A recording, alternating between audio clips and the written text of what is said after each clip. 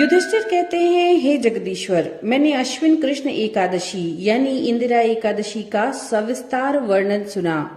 अब आप कृपा करके मुझे अश्विन माह के शुक्ल पक्ष की एकादशी के बारे में बताइए।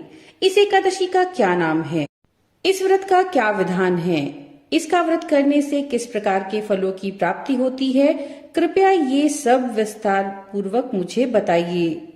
भगवान श्री कृष्ण कहते हैं, हे कुंती नंदन, अश्विन माह के शुक्ल पक्ष की एकादशी का नाम पापांकुशा एकादशी है। इसका व्रत करने से सभी पाप नष्ट हो जाते हैं और व्रत करने वाला अक्षय पुण्य का भागी होता है। अश्विन शुक्ल एकादशी के दिन इच्छित फल की प्राप्ति के लिए भगवान विष्णु का पूजन करना चाहिए। इस पूजन के द्वारा मनुष्य को स्वर्ग लोक की प्राप्ति होती है।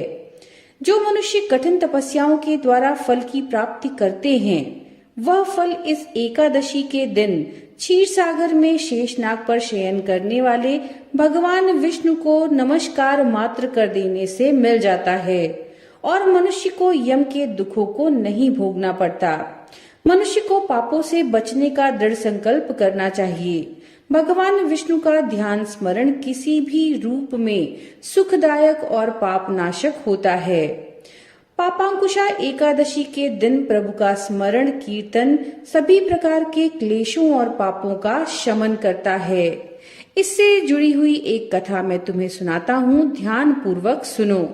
प्राचीन समय में विंध्य पर्वत पर क्रोधन नामक एक बहेलिया रहता था।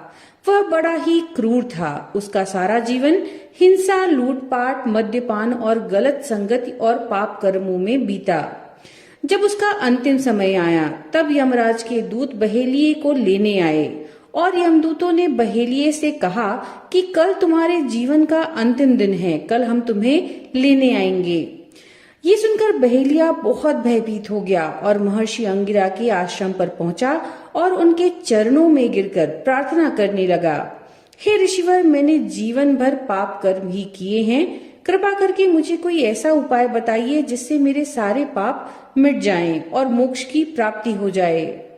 उसके निवेदन पर महर्षि अंगिरा ने उसे अश्विन शुक्ल एकादशी यानी पापांकुशा एकादशी का विधि पूर्वक व्रत करने के लिए कहा। महर्षि अंगिरा के कहे अनुसार उस बहेलिये ने ये व्रत किया और किए हुए सारे पापों से छुटकारा पा लिया और मृत्यु के बाद विष्णु लोक को गया।